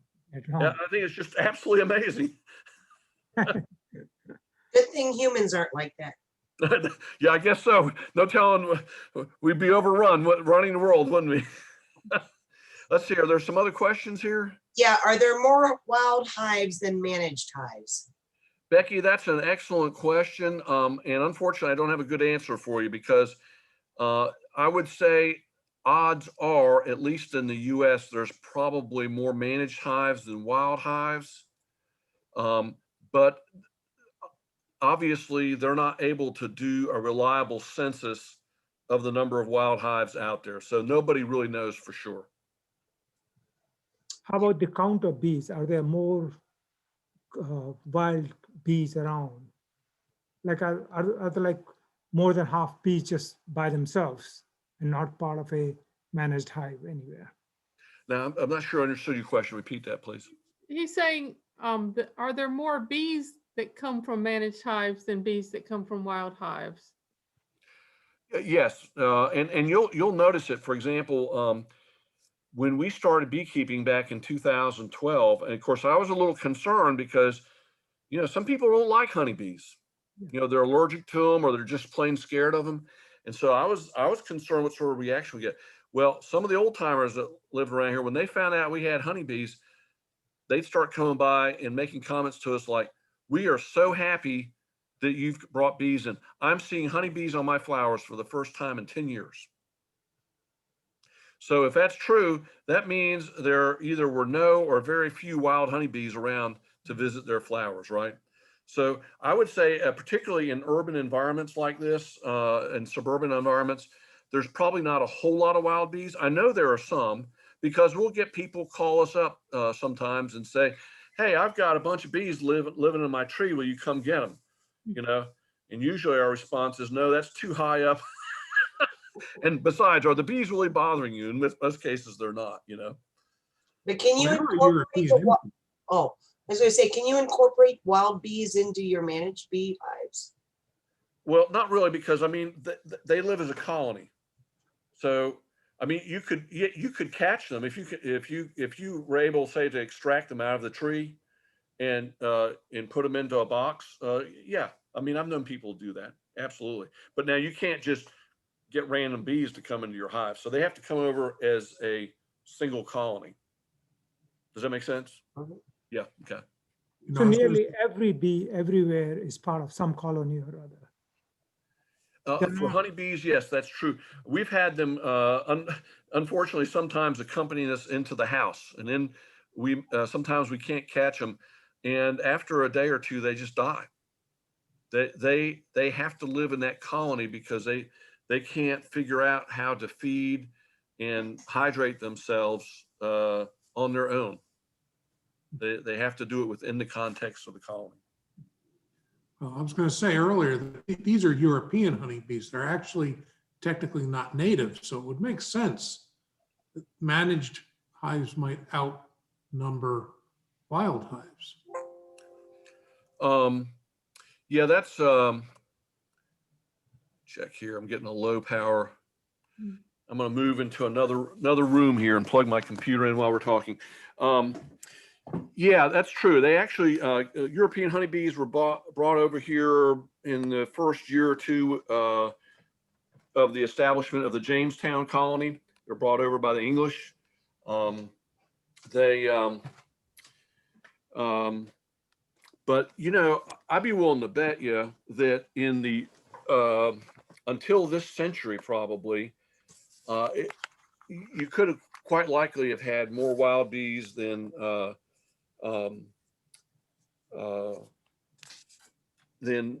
managed bees, because I think there were so many of them that got out. I mean, you know, they go and swarm, and they go find a tree somewhere or something and move into that, and then the you know, a year later, that colony swarms and creates another feral bee colony. So Yeah, well, my thinking is just that because they're not native, the habitats they can range in might be more narrow or more strictly defined than, say, native bees. I've had native bees in a house before. You know, one type was maybe an eighth of an inch long, very tiny, but you know, it was clearly not a honeybee. right, yeah. It's hard to say, but the honeybees, you know how, for example, like deer. I mean, I live here close to uptown Charlotte, and we see deer here, and we get, of course, possums and raccoons and stuff, and those animals are able to live here, right, because they're generalists, right? Same reason that certain species of birds also seem to do well in urban and suburban areas. Well, honeybees are the same way. One of the unfortunate things about urban sprawl is a lot of native bees, their natural habitat's in the ground, and we're really good about destroying that and poisoning it. Yes. Right. Yes, in my case, Honeybees those are guys- able to work around that because, you know, we make boxes to put them in, or they find holes in trees, you know, that sort of thing. We don't let a lot of trees hang around very long either, so that may be a detriment. I'm sorry, what was that? Say, we don't let trees hang around very long either. Yeah, we're good at cutting them down. You're right about that. So the whole hive is inside the ground generally in wild? In the wild, no, Yeah. honeybees typically will live in cavities, primarily in trees. Mhm. Typically, the bee, a lot of these so-called solitary bees, you'll see live in the ground. Bumblebees live in the ground, put their nests in the ground.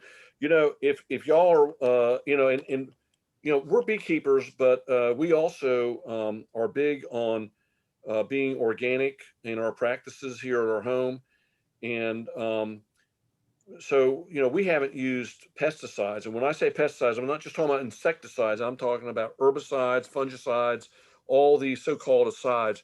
We don't use any pesticides in our yard. And I don't think we've used any probably for somewhere in the neighborhood of 15 or 20 years now. And it's been wonderful what we have seen in that 15 to 20 year period, the increasing diversity of the insect population and the increasing diversity of birds. We see we've got frogs in our yard now. We've got you know, the little green anole lizards. We've just got a huge diversity of animals that live in our yard, and I think a lot of that is because we don't use pesticides. And you know, when we first stopped using the pesticides, frankly, things looked pretty ugly the first 2 or 3 years. I mean, we had a lot of bad insects. Our populations went rampant. But then once the beneficial insects started moving in and more birds started coming in, and frogs and lizards that eat all those things, we found now that most of these insects and stuff are harmful insects. Are, you know, it's not that we don't find them in the yard, but they're in balance, and they're controlled naturally the way God intended for them to be controlled, rather than through us throwing a bunch of chemicals at them. So I posted a couple other questions in there. Okay. a short answer probably is, how many hours per day or week does it usually take you to tend to your bees? Well, again, as I pointed out at the beginning of this, I'm more data oriented and a little more OCD than the average beekeeper. For me, when you include all activities, okay, over the course of a year, all activities, which includes fixing, repairing, replacing equipment, includes extracting honey and bottling it, you know, it includes splitting hives and all that type of stuff, catching swarms. I probably average about an hour per work week per hive. And how Okay. many hives do you have? You know, we'll typically run between 15 to 25. So roughly about 20 hours a week. 20 hours a week. But now there's other beekeepers that are not as OCD. They won't they don't take as many notes, and they're actually very good beekeepers. I'm not like I say, it's just a different emphasis on how you do things, and they're real, and they have very good memories, better than my memory, and so they're able to go out and just pull a few frames, and they can tell what they need, and they just move on, and so they'll go through you know, 20 hives, you know, maybe in an hour or two. Whereas it might take me, you know, a couple of days to do that. So, I mean, it depends on, you know, what's your beehive management style. And then my other question was, wasn't there something, and I want to say it was a couple of years back, about the number of bees that decreasing, or there was something that was destroying the bee population? Well, yeah, bee population is an issue, not just for honeybees, but also for native bees. And again, the honeybees have an advantage, and they have an advocate, and that advocate is the beekeeper. So one of the things I always encourage folks, if you're not interested in being a beekeeper, then think about what you can do for the native bees. Look at how you can create habitat for them. You know, what sort of things can you plant?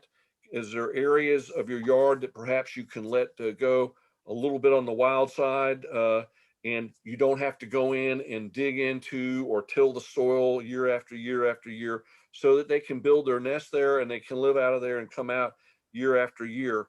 And you know, some of the other ones like the mason bees, you know, they sell little bamboo tubes and stuff. You can even you know, there's certain plants that when they die, the stalks are hollow. Instead of putting those in the compost pile or putting them in the trash or whatever, you know, lay them out somewhere where those bees can make homes in those tubes. So there's a lot you can do, you know, in terms of helping with bee populations. Even though I'm a beekeeper, to be honest with you, I probably am personally more concerned about the native bee populations than I am about the honeybee populations. Yeah, I was thinking there was a predator that was killing off the bees. So it's not a predator; it's a pest, and I mentioned it earlier, called the varroa mite. There's actually several pests that are problems for the honeybee, but the varroa mite is by far the most deadly. A lot of the other pests, if the hive is sick and weak, they'll come in and kind of finish off the job. But the varroa mite is what makes the bees sick and weak. And so if you're going to be a beekeeper, one of the things you need to be committed to doing is you need to be committed to testing for varroa mite populations. And when the varroa mite populations are too strong, you need to be committed to treating the varroa mites. And you need to learn how to do that. You need to learn what your treatment options are. We use the most benign options that are available to us, which are organic acids. And the organic acids that are available to us are formic acid, oxalic acid, and thymol.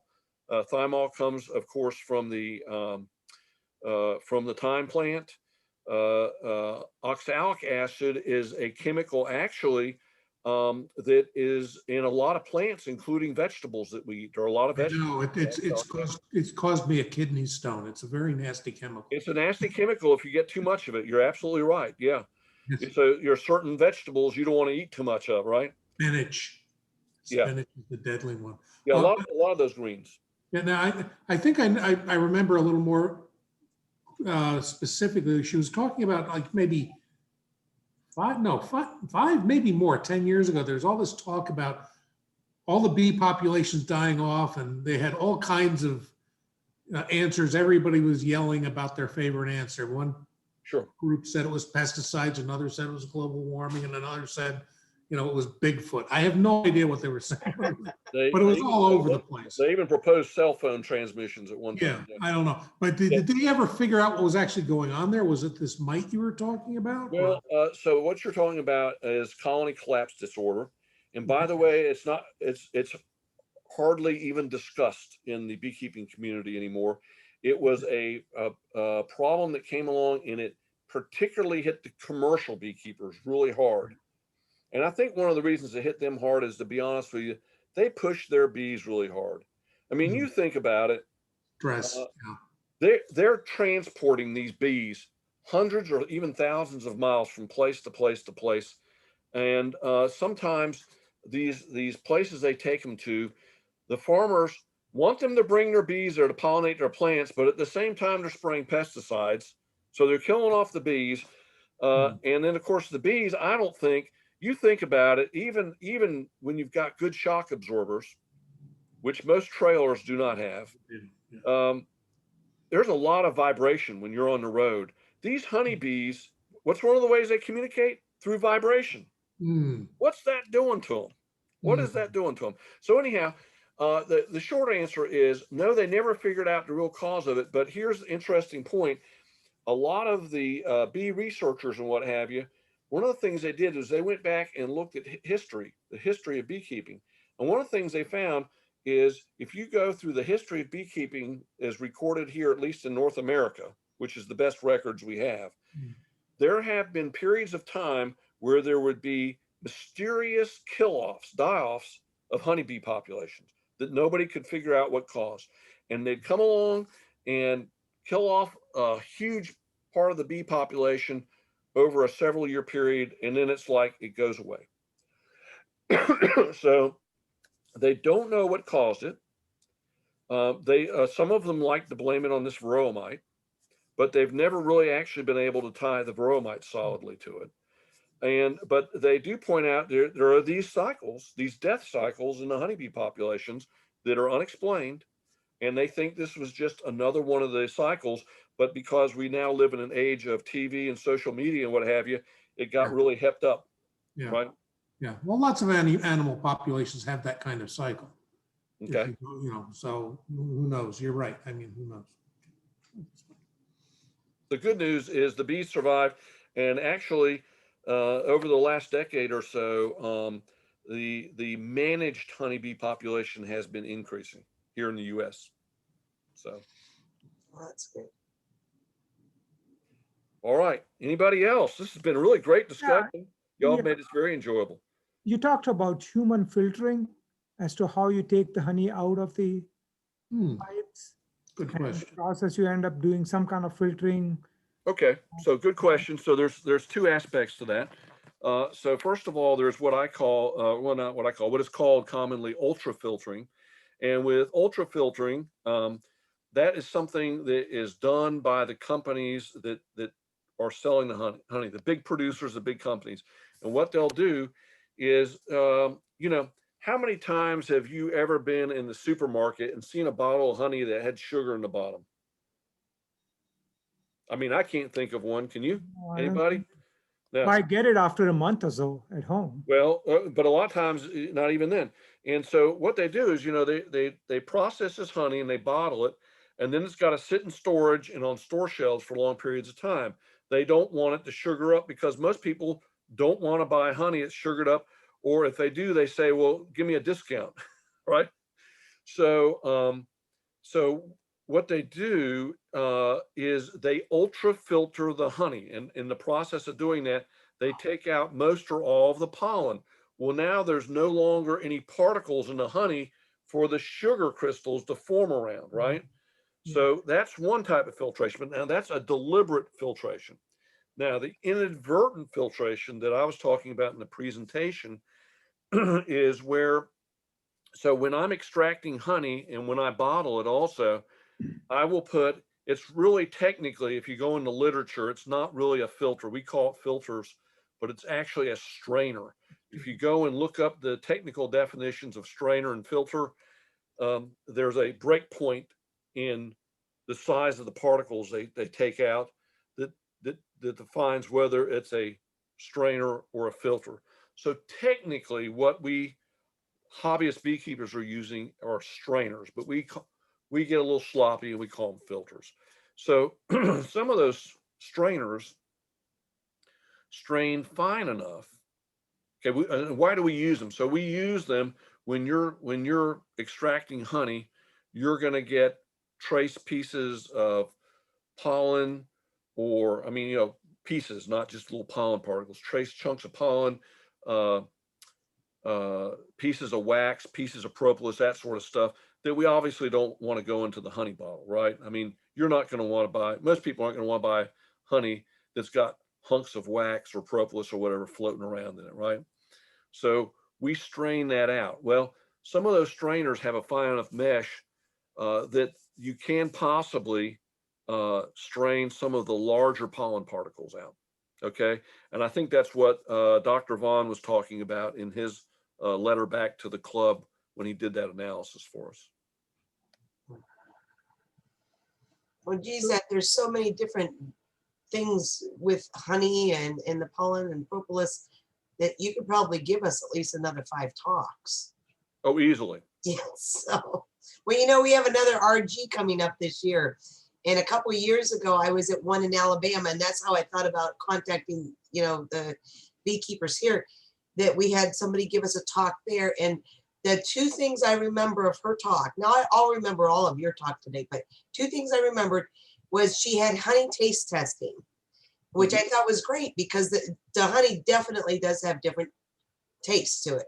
Sure. And then the other thing is she told us how to tell between real and like ultra-filtrated or like compromised honey. Adulterated honey, yeah. Yeah, adulterated. And so how you could tell from like pure from a beekeeper versus what you buy in the store. And I still remember those methods and I still check those out, except for the one about catching it on fire. So I don't know if you know that like real honey will catch on fire, whereas adulterated honey won't. Well, it doesn't surprise me. It's probably because of the moisture content. Yeah. Yeah. So adulterated honey has probably got a higher moisture content. And that's probably why it won't catch on fire. Yeah. So that would be my guess anyways. So yeah, I'm sorry I didn't have anything really dramatic like that to share, but Oh no, but that's what I was saying. So we're having another RG later this year if you want to do a different presentation at that one. So what's your theme this year? Actually it's nothing could be finer. So it's what makes the South unique. What makes the South unique, huh? Yeah, so we have somebody talking about the Native Americans. We have NASCAR. And then I found a guy that his family used to run moonshine. And now he actually sells it legally. I bet you he'll be the highest attended speaker. Well, I think we're going to do some taste testing if I can swing it. So, and then. You could always bring a mead producer in. Yes, that's we've actually twice in the time I've been with the club, we've brought mead producers in. That would be very interesting. Yeah. Well, I'll put that on my list because somebody else. Oh, you were the one that also suggested about the electrification of the Carolinas. Yeah, that's a very interesting stuff, particularly the Piedmont Carolinas. Yeah. Yeah. So then and things about like the folk crafts like blacksmithing and basket weaving and so I'm still working on the lineup. I've been a little slow because of COVID, just playing it by ear, but I'm pretty sure we can have it in November. I would certainly hope so. We need to be done with this lockdown stuff before then. Yeah. Oh, we will be soon. Ed, you talked about like using the beehives, commercial beehives, using that for various commercial purposes. Are there other like non-intentional symbiotic industries? Like if you have more bees in a particular area, does it cause a better flower growth or better something else that is not directly commercially related, but just happens because they Yeah, haven't. that's a good question. It's interesting. We listened to a speaker last night at the North Carolina State Beekeepers Association webinar, and that speaker, she's doing a really interesting study where she's looking at the honeybee microbiome as an indicator of what's going on out in the environment. And that same question was asked her, and obviously she's like, even though she's been doing this for like 10 years, she's in the very early stages of learning all this stuff. But somebody did ask that about, had they looked at whether or not different locations would see better, either better, floral growth and what have you, or also there was a question, kind of related question about, oh, well, how do you see that affecting the native bee populations? Is it better or worse for them? Because nobody really knows. People go around and complain about, oh, honeybees are hurting the native bees, but in our own yard here, we have not seen that. In our own yard, we have actually, since we started keeping bees, we've actually seen more native bees than we did before.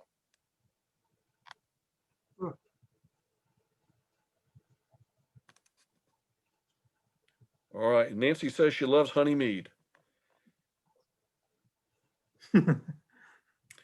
All right. Ruth, anything else? Well, no, I mean, I really appreciate you doing this, Ed, because like I said, I missed it at the RG and I've been dying to hear it. And it was an excellent presentation.